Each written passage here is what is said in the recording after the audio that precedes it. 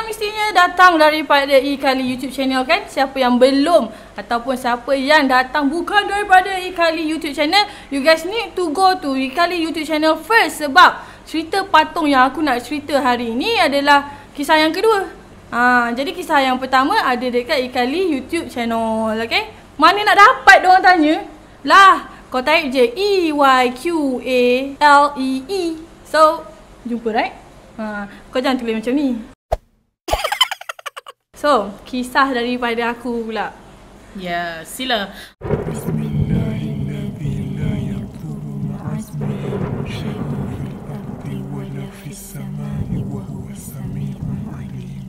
Aku tak sabar nak dengar ni. Kalau kau berpengalaman dengan patung yang macam baby, patung yang macam baby tu memang seram kan?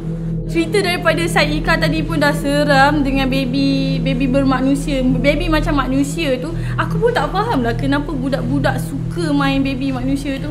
Mungkin sebab dia boleh bercakap kot. Budak-budak kan dia orang banyak dengan dunia dia orang sendiri. So dia orang perlukan something yang bercakap. Dia orang rasa macam diri dia orang. Oh, like that. Nasib baiklah aku masa kecil-kecil tak macam tu. Tapi bila aku dah besar, aku memang ada teddy bear. Teddy bear aku gunakan untuk jadikan bantal. Sebab aku tak minat bantal petak tu tau. Aku minat teddy bear sebab dia ada tangan, dia ada kaki.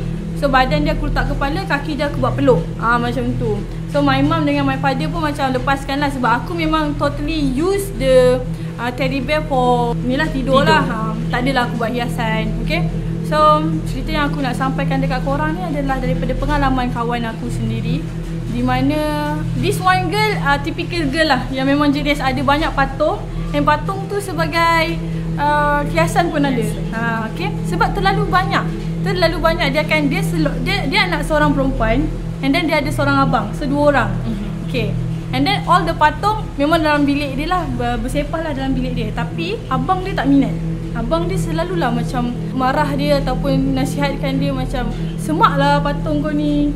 Dan abang dia selalu usik dia macam menyurutkan patung-patung dia. And ada one time yang kelakar sikit lah kan. One time tu rumah diorang kan atap ceiling warna putih tu kan ada kadang-kadang kan patah kan. Dia ceiling got lubang patah tu. Abang dia boleh ambil patung Mickey Mouse kalau tak silap aku kan. Dia cerita patung Mickey Mouse tu abang dia jolok dalam lubang atas tu. Tinggal terkapai-kapai patung tu. Kepala kat dalam, kaki dengan tangan kat situ. So itu masa diorang kecil-kecil lah. Okay. Sampai ke besar sekarang ni pun abang dia still lagi tak berminat sebenarnya. Tapi macam abang dia dah let go lah perangai dia macam tu kan. Tak lah patung-patung kau janji tak semak kat bilik dia ke apa ke macam tu kan. Jadi nak dijadikan cerita, member aku ni dia student tau. Dia tengah ambil master tau. Dan abang dia dah kerja. Okay. One day, dah lama dah abang dia tak buat perangai dengan dia sebenarnya. Tapi tiba-tiba dia balik malam tu kelas tu, patung-patung dia bersepah. And then amazingnya, teringat masa zaman dia childhood, Mickey Mouse yang dia ada tu duduk dalam apa? Duduk lubang atas ceiling tu. So nak apa lagi, dia memang fikir abang dia lah buat hal kan. Okay, lepas tu dia keluar dekat ruang tamu semua bagai, abang dia tak ada. Abang dia tak ada, so dia tak dan lah nak bergaduh ke apa kan. So dia pun kemas lah macam biasa, ambil patung dia letak macam biasa semua bagai. Esoknya dia pergi belajar macam biasa. And then dia balik, dia tengok patung dia again bersepah lagi. Jenuh nak kemas. Ya, kali ni bukan sekadar patung tu bersepah tau, dengan dia punya, kau tahu perempuan dekat atas meja solid dia kan ada gincu, ada ni semua bagai kan.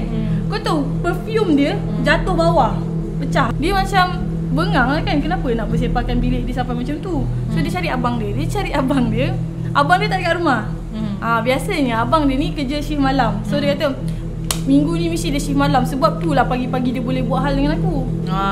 Macam tu. Pagi dia pergi kelas, abang dia buat kerja kat rumah. Ya, macam tu. Lepas tu macam okey lah. Aku tak tahu lah dia tak contact abang dia ke, dia tak nak kacau abang dia, aku tak tahu. Yang pasti dia tunggu abang dia nak face to face. Kalau boleh dia nak face to face dengan abang dia nak wrestling macam tu kan. Biasanya kalau abang, adik perempuan, diorang sweet tu. Kan, diorang sweet. Okay. So whatever, nak dijadikan cerita, hari ketiga balik rumah also bersepah babe. And then dia bengang lah. Bengang lah, 2-3 hari dia kena kemas. Ya. Lepas tu masalahnya semalam perfume dah pecah. Hari ni kau tahu tak, gincu dia yang dia kata apa yang macam Liptin tu, yang macam cair sikit. Oh, yang macam cair. Okay. Aku pun tak faham sebab Liptin aku tak jenis cair, tapi Liptin dia macam dia kata cair lah, penuh lah atas dia punya meja tu kan. So bila sampai lipstick dia, Liptin dia dikacau, kita perempuan mesti marah weh. Yelah, benda dah tumpah kan. Dengan nak lap lagi. Nak lap satu, rugi satu. Rugi satu. Barang dia pun kita tak tahu barang dari mana kan. Kalau seporang sakit lah. Sakit macam tu kan. So dia punya bengang tu, dia keluar bilik dia cari abang dia kan. Abang ni memang tak ada sampai dia bising kat mak dia, mana abang? Apa ni agak-agak lah, kalau nak bersepakkan patung tu tak kisah lagi. Ni kenapa sampai barang-barang adik pun dia kucau kan. Dia kacau. Lepas tu dia cakap, apa dia bising-bising. Mak tengoklah ni, dia tunjuk. Dia tunjuk ni semua bagai. Ni semua abang lah ni yang buat. Lepas tu mak dia macam diam kejap tau. Mak dengar lah, mak tolonglah sikit. Ni dah hari ketiga dah, 4 kali lah dia bebel lah macam tu. Bebel macam tu. Mak dia cakap sini, tapi Ana, nama kawan aku tiba nama Ana. Bukan nama sebenar. Tapi Ana, abang outstation. Okay. Abang outstation. Berapa hari dah? Dia pun macam bebel lah, tak kira outstation ke apa, Ana lupa dia juga macam tu lah kan. Biasalah adik-adik kan. Tak Ana, abang outstation daripada Isnin lepas lagi. Abang dia dah tak ada kat rumah. Maksudnya dalam 3 hari tu abang dia dah tak ada dah. Abang dia dah tak ada kat rumah. So maksudnya yang selama ni dia ingat abang dia buat kerja, buat projek Dajjal siang hari, rupanya bukan abang dia. So macam dia terus macam habis ibu tahu tak yang bilik Ana ni bersepah, kucak-kacir, bukan abang yang buat. Habis tu ibu yang buat ke? Dah pula ibu dia kena fitnah. Ibu dia cakap memang taklah ibu dia buat. Iyalah. Jadi kat situ masing-masing dua-dua terpinga. Jadi diorang biasalah mak-mak kan nasihat boleh simpan kot barang-barang ni kan. So dia pun ambil plastik hitam besar, dia cakap dia simpan all the patung. Dan dia simpan dalam store dia. Okay. Kalau aku dah buang kan, kalau aku buang semua. Dia rasa sayang lah kot benda tu, kau beli-belikan duit. Mungkin dia nak bagi orang lain ke apa kan. Dah macam nak bagi saka kat orang. Risau. Okay. And then dia dah simpan. Esoknya pun pergi kelas macam biasa. Tapi petang tu dia balik. Petang, dia tak balik malam. Babe, petang pun dia buka pintu. Okay, bawah aman. Masa dia baring, baru dia perasan dekat atas ceiling yang apa, patung tergantung tu, patung Mickey Mouse dia masih lagi tergantung atas tu. Padahal dia setahu dia dah simpan semua dalam store. Tergantung Mat. Dia nak tergantung again atas tu. Aku rasa Mickey Mouse tu dia berdendam lah. Dia nak bunuh diri. Stop it. Get some help. Lebih kepada berdendam lah aku rasa. Dendam kenapa? Dendam lah sebab masa awal-awal dulu kan abang dia dah buat dia patung tu macam tu. So macam berdendam. Takut. Patung berdendam Aku rasa lepas ni kalau nak beli patung kena belah dulu. Nak tengok daripada hati ke tak. Selalunya ada hati je dendam. Aku rasa macam tu lah. Aduh. Hello. So kau tahu kenapa cerita ni sampai kat aku? Dia call aku, dia cerita. Kau tahu dia minta apa? Dia minta aku rukiahkan patung tu. Risau buang je lah. Aku cakap asal aku pula yang kena rukiah. Dia kata, yelah kau kan cerita-cerita hantu semua bagi aku kan tak takut bagi kan. Mungkin kau boleh rukiahkan ke. Untuk pengetahuan korang, nak rukiahkan apa ni, whatever, semua orang boleh. Buku rukiah pun ada, rujukan rukiah semua bagai. Cuma kenapa orang prefer ustaz? Sebab diorang bacaannya betul. Lepas tu diorang lebih memahami dia ayat kan, lebih mujarab lah. Jadi kalau nak kata nak suruh aku rukiah tu, lebih baik dia sendiri yang rukiah, aku cakap kan. And then kalau tak pun kau betul-betul pergi minta pertolongan mana-mana orang yang lebih pakar, lebih arif gitu.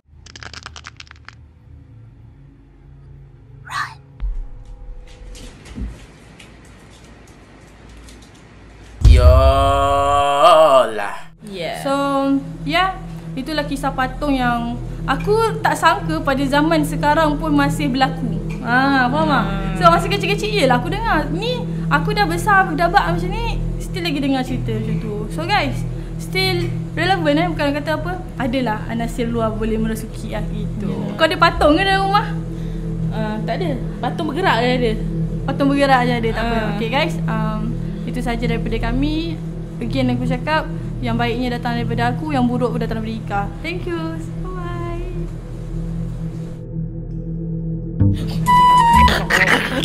Patung yang paling berhantu. 5. Herol.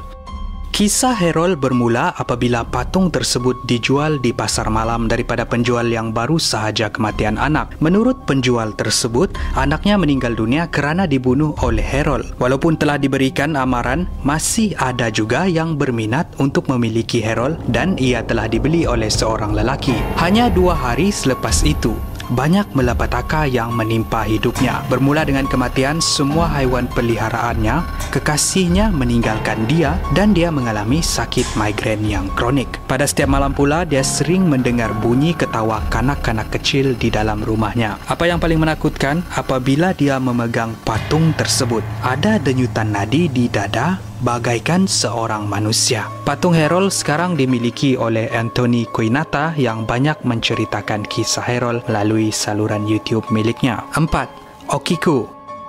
Okiku adalah sebuah patung berhantu daripada Jepun. Kisah seram Okiku dikaitkan dengan rambutnya yang boleh memanjang walaupun dipotong berkali-kali. Ia akan tetap tumbuh semula seperti rambut seorang manusia. Patung ini dibeli pada tahun 1819 untuk seorang gadis yang bernama Okiku. Okiku kemudiannya meninggal dunia setahun selepas memiliki patung tersebut akibat demam panas yang teruk. Untuk mengingati Okiku, keluarga gadis tersebut meletakkan patung tersebut di kuil mereka. Apa yang mengejutkan mereka sekeluarga? Rambut patung tersebut semakin lama, semakin panjang. Ini membuatkan mereka percaya yang roh Okiku berada di dalam patung tersebut. Menurut beberapa pihak, rambut Okiku telah pun dihantar ke makmal untuk dikaji dan mereka mendapati itu adalah rambut manusia. 3. Joliet.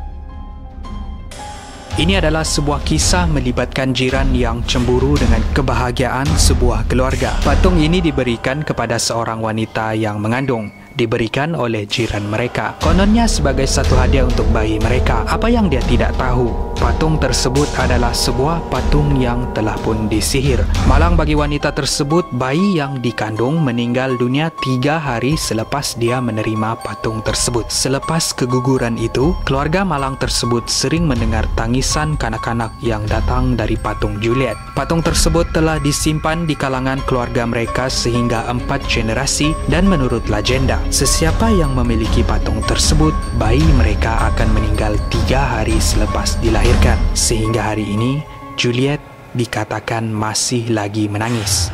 2. Mandy.